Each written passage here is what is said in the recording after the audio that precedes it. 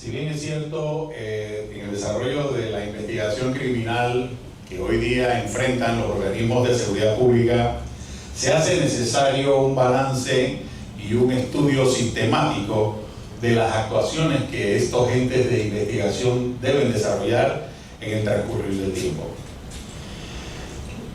Históricamente hemos podido percatarnos de que han habido mutaciones importantes en el desarrollo de estas temáticas, por lo que consideramos oportuno hacer algunas evaluaciones y valoraciones de los tres ejes transversales de nuestra exposición. Hay una cita que siempre me gusta presentar al momento que voy a exponer, y es que lo único que necesita el mal para triunfar es que los hombres buenos no hagan nada. Y esta política va dirigida, esta frase va dirigida a quienes en un momento determinado o en un futuro tendrán la oportunidad de tener poder de decisión en muchas de las actuaciones trascendentales que se llevarán a cabo producto de nuestra seguridad interna o nuestra seguridad ciudadana. Y en definitiva es una especie de llamado vehemente que la ciudadanía a veces realiza o ejecuta precisamente por la situación de criminalidad que muchas veces se ve subsumida. Es por ello que en atención a este tema un poco complicado, pero bueno, saludable y digno de entender, se hace necesaria esta explicación. Quisiera referirme a los antecedentes recientes que han tenido que ver con los organismos de investigación que ha sido una especie de mutación. Entre esos todos he conocido que la Policía Técnica Judicial era el organismo post-invasión que se ocupó del desarrollo de las investigaciones criminales en este país. Con sus deficiencias, con sus virtudes, con sus problemáticas. En el desarrollo de sus actividades era un ente noble, un ente que en realidad desempeñó su cargo y su trabajo fue esencialmente vital para la administración de justicia en este país. Mediante la ley 16 del 9 de julio del 91, pues fue creada. Esto dio paso que en el 2008 surgiera la Dirección de Investigación Judicial, que fue creada mediante la ley 69 del mes de diciembre del 2007.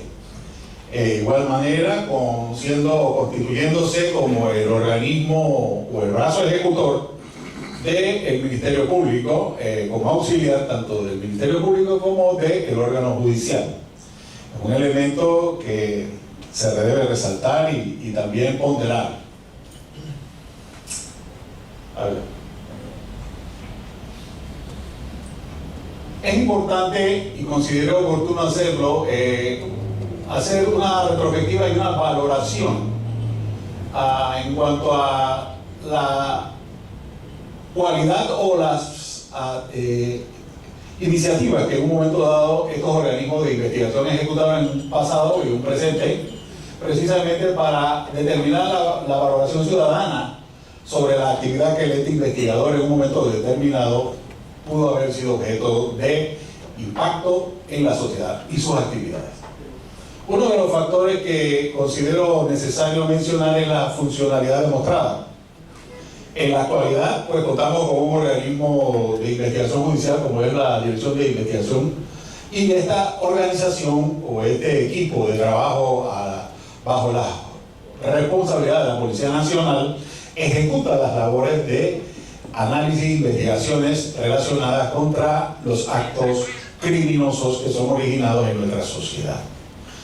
En cuanto a esa valoración que la ciudadanía pueda brindarles, se puede percatarse o podemos tener conciencia de que definitivamente los resultados que esas investigaciones o esas actividades puedan generar dentro del proceso penal o dentro del proceso judicial en cuanto a la canalización de los delincuentes en esta misma línea, no es menos cierto que siempre va a estar bajo el ojo verificador de la ciudadanía, porque es lo que va a darle a ellos la certeza de que en realidad el trabajo que se está realizando por los entes de investigación son positivos hasta ese punto. Otro de los elementos que considero necesario mencionar es la imparcialidad que deben tener o que tiene este organismo de investigación que debe ser respetando la presunción de inocencia y todos los elementos que de alguna manera puedan ser traídos a un proceso y pueda lograrse la canalización o lo que se conoce como la judicialización en teoría, porque ese concepto lo vamos a analizar posteriormente, de los actos de investigación que de alguna manera son los que se constituyen en la plataforma para la formulación de los cargos contra un tercero, contra una persona que está siendo encausada penalmente. Y esta valoración en cuanto a la imparcialidad es lo que conocemos como el principio del debido proceso, precisamente para que cuando estas actividades vayan encaminadas a la formulación de cargos a un individuo, podamos nosotros o puedan esas personas considerar que se les está respetando sus derechos y sus garantías constitucionales. Otro de los elementos que me pareció interesante adicionar fue la percepción y credibilidad de la ciudadanía hacia la Dirección de Investigación Judicial.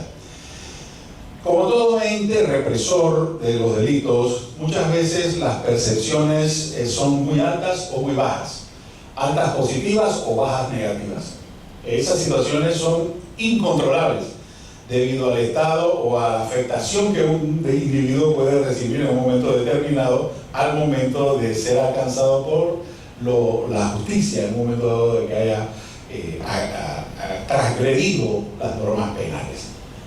Y esa circunstancia es variable, es muy variable. Sin embargo, no es menos cierto que es un elemento importantísimo para la valoración operativa de la institución, que debe tener la capacidad de poder conocer y registrar en sus archivos o en su operatividad el elemento de la factibilidad y de la opinión que tiene la comunidad directamente hacia el organismo investigador. Bajo esa línea, considero oportuno y prudente que tengamos la posibilidad de poder entender de que ese elemento trae como consecuencia, una retrospectiva interna del organismo para poder reformularse, ¿no? Y poder entender si está siendo positiva la actuación que genera el organismo en favor de las actuaciones en la comunidad.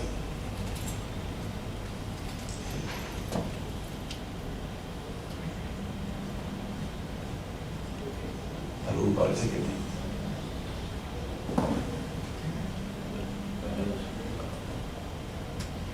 Bien, cuando hablamos de la certeza del castigo, este elemento de consideraciones en cuanto a la opinión de la ciudadanía que tenga con el tema de la certeza del castigo, para todos es evidente de que cada uno tiene su punto de vista.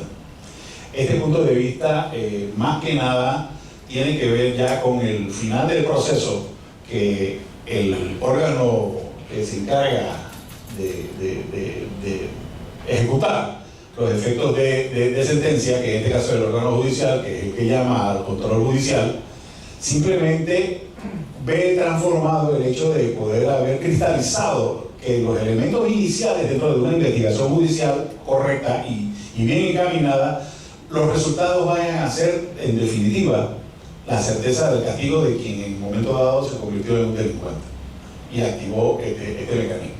Y esa situación debemos ponderarla, precisamente porque no le compete establecer al órgano investigador consideraciones relacionadas a la certeza del castigo, pero lo que sí le compete es que en el desarrollo de los actos de investigación previos se dé y se lleven a cabo de correcta forma y que pueda dar como resultado un excelente trabajo para que cuando el Ministerio Fiscal tenga la necesidad de presentar ese caso ante los jueces de control, ellos puedan tener una perspectiva mucho más amplia y mucho más abierta en tomar su decisión.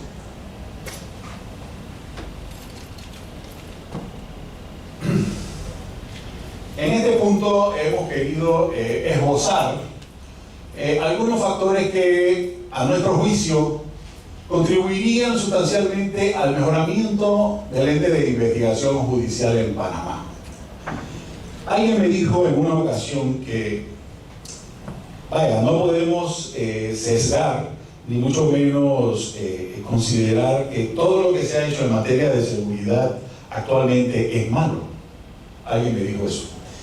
Y valdría la pena, en nuestro juicio, de que se han levantado o se busca la manera de poder darle al organismo de investigación, porque lo que se procura es mejorar los sistemas, que de alguna manera se haga una evaluación científica del funcionamiento de la entidad, porque no es menos cierto de que esto ha traído como consecuencia muchas voces encontradas, se han levantado, que por qué la DIJ debe estar en otro lado, que no debe estar a discrecionalidad de la Policía Nacional, que en definitiva debe ser un ente totalmente independiente.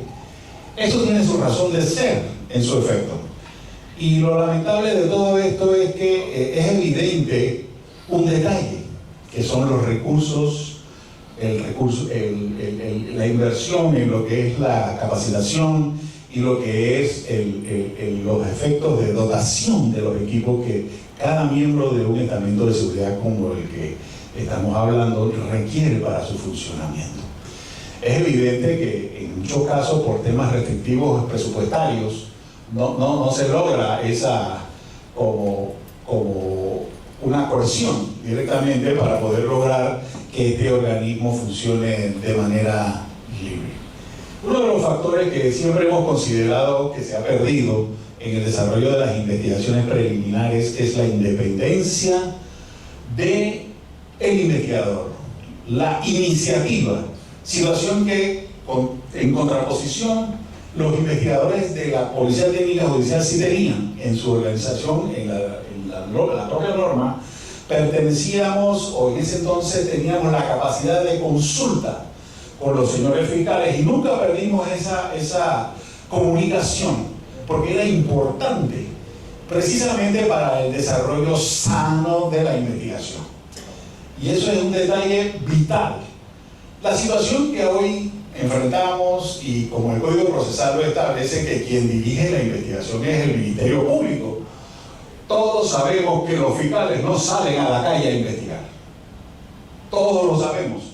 Esa responsabilidad recae en el ente de investigación judicial.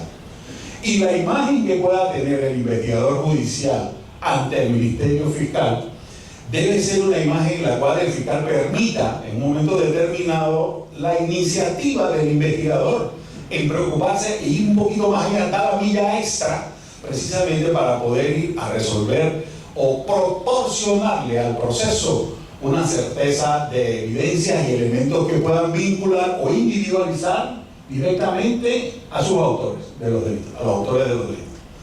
Y eso es una situación muy interesante, porque debiéramos entender de que el investigador judicial no trabaja solo. El investigador judicial incluso tiene una relación muy importante, incluso hasta con los técnicos criminalistas.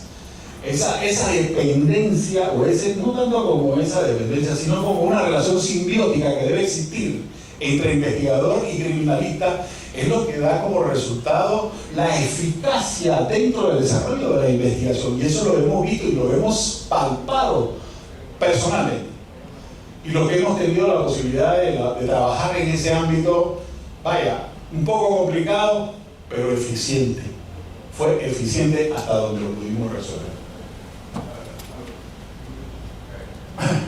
Una de las alternativas que consideramos oportuna es que en el caso de que se pueda evaluar esa posibilidad de darle a la entidad investigadora independencia en su gestión, que eso no significa que va a trabajar sola y al garete, porque ella tiene que tener una responsabilidad con los entes encargados, primero con el Ministerio Público y segundo con el órgano judicial, que son los regentes judiciales del tema. El organismo pueda tener una independencia totalmente abierta en cuanto a presupuesto, que pueda lograr manejarse de una manera como lo hacía antes la Policía Técnica Judicial. Ella tenía su propio presupuesto, manejaba su director, su subdirector, y había una estructura administrativa que comandaba directamente el desarrollo de las actividades de la entidad. Eso es factible. Lo cierto es de que de alguna manera, pues, dirán, hombre, es que surgieron actos de corrupción que entraban por la ventana y por la puerta de atrás y llegaban a altos cargos. Bueno, lamentablemente en todas partes sucede eso. Sin embargo, eso no desmerita la posibilidad de que este organismo pueda contar con esa fórmula objetiva de poder tener acceso y que no pueda ser objeto de intervenciones externas en las cuales modifiquen, transformen o incidan en las investigaciones que se desarrollan en un momento determinado. Cuando hablamos de optimizar la selección del perfil académico del recurso humano, estableciendo planes de capacitación académica continua en las técnicas de investigación tanto a nivel nacional como internacional, es precisamente aperturar ese elemento de poder seguir capacitando a los investigadores judiciales. Y yo tengo que ser un poquito pragmático en este tema, precisamente porque yo debo entender precisamente que cada miembro de hoy la Dirección de Investigación Judicial primero tiene que entrar como un funcionario juramentado, tiene que ir a una academia de policía, tiene que instruirse, y la Policía Nacional lo designa a la división o a la Dirección de Investigación Judicial.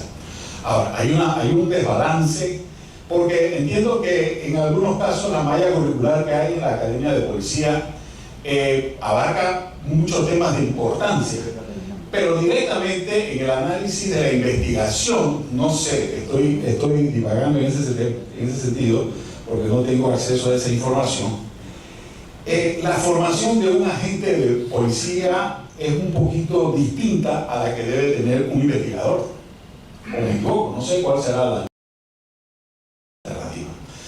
Pero lo cierto es de que la capacitación de estos hombres que van a dedicarse a la investigación de delitos tienen que tener una especialidad debido a la variedad de modalidades que tiene el crimen organizado. No es lo mismo que usted se prepare para investigar delitos financieros. O sea, una capacitación para un investigador que tiene que ver con delitos financieros no es el mismo que tiene que ver con el que va a investigar hurtos o el que va a investigar homicidios. Son cosas muy diferentes y la especialidad debe pernoctarse o debe permanecer debidamente sustentada. Y la variable que existe es que ese investigador en donde se ha instruido, se ha preparado, de repente, por algunas circunstancias que no vamos a mencionar, de repente lo trasladan. Ahora te voy a mandar para sistema carcelario. Entonces se pierde el recurso, se pierde esa esencia de ese investigador que ha preparado y la inversión del Estado en esa persona, y se pierde ese valor agregado que es el investigador que estaba precisamente especializado en esa línea. Entonces, esa discrecionalidad debemos pensar, poder lograr estabilizarla y sacarla de lineamientos precisamente para que pueda lograrse esa optimización del perfil académico. Sabemos que para poder ser miembro de la Policía Nacional creo que hay que ser graduado de secundaria o más allá, graduado de secundaria. Pienso yo, cuando yo entré, yo nada más tenía mi bachillerato y entré a la Dirección de Investigación Judicial en ese entonces, en el año 90, 91, y en ese entonces nos pedían los diplomas de secundaria igual, el currículo era el mismo. Sin embargo, la gran diferencia es que los que entramos a formar parte de la entidad en ese entonces no pasamos por una academia, y no es que fuéramos ventaneros, simplemente no existía una academia, y aquí está la licenciada Yolanda que puede dar fe de eso. No existía. Sin embargo, los que entramos en esa época nos forjamos al fragor del trabajo diario, empíricamente. Y esto nos llevó a entender, y siento que fue una herramienta para aislarnos y separarnos de la contaminación que de alguna forma venía dándose dentro de la organización que de alguna forma afectaba la actividad del investigador judicial en ese entonces. Sin embargo, pues, de nuestra vida pues, institucional, que fueron aproximadamente 19 años en la entidad, pudimos lograr que ese balance sea para nosotros efectivo y poder establecer esos criterios.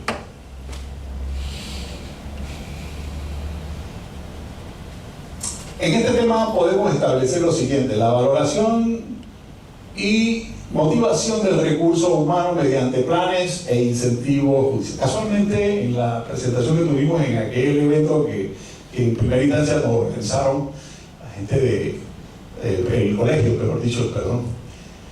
tuvimos la conclusión de que poder exponer de que el recurso humano es lo más importante que tiene la institución. Tenemos hombres y mujeres que viven en barrios controlados por el crimen organizado. Y aún esos hombres y mujeres se levantan a las 5, 4, 3 de la mañana para realizar su trabajo, y esa circunstancia los motiva. Pero en el fondo hay una profunda preocupación de que ellos se van a trabajar y sus familias quedan en esos lugares. Entonces, yo creo que es humano y es responsable que como política de Estado se pueda lograr y se pueda llegar a concluir de que ese recurso humano, de que ese personal que pone la vida y para poder darnos a nosotros seguridad ciudadana, hombre, por lo que menos podamos hacer es mejorar sus condiciones de vida y poder crear planes y actividades que vayan en pro del mejoramiento de su estado social. Ya me están diciendo que me queda un minuto, así es que vamos a cubrir a la última filmina. Don Ávila, ayúdenme en eso. Quería aclarar el tema de lo que se conoce como el concepto de judicialización. Cuando hablamos de judicialización, hablamos del concepto de llevar a lo judicial alguna situación que queramos establecer. Pero en función operativa, la judicialización de los procesos se da en función de la presentación de los actos de investigación que realiza el ente, precisamente aportando al expediente o a la carpetilla los elementos que puedan vincular o individualizar al individuo transgresor. Esto en el proceso penal anterior al SPA era el que le daba al fiscal la facultad de ser el dueño y señor del proceso. El fiscal tenía la facultad de decirle, bueno, a nadie se le niega una medida cautelar y quedaba el individuo preso, ¿cómo? Sin razón. Y esa facultad discrecional cambió a la entrada en vigencia del nuevo sistema. Entonces, cuando el investigador judicial procede a la recolección de evidencias, estos elementos son llevados ante el fiscal. El fiscal los valora, los verifica si guardan relación con si pueden ser, y lleva ese cúmulo de pruebas ante el juez de garantías, ante el proceso intermedio, ante el Tribunal de Garantías, precisamente para que en medio de un debate entre las partes afectadas se logre el consenso si son admisibles o no esos elementos probatorios que fueron adquiridos dentro del desarrollo de la investigación preliminar. Por lo tanto, el concepto de judicialización emerge una vez el juez de garantías valore y confirme que esas pruebas fueron adquiridas o fueron introducidas al proceso de manera lícita y sean valorables en el proceso. Así es que ese concepto quiero dejarlo claro porque hay una diferencia grande, ¿no? Y volvemos hacia la última filmina, don Ávila. Muchas gracias.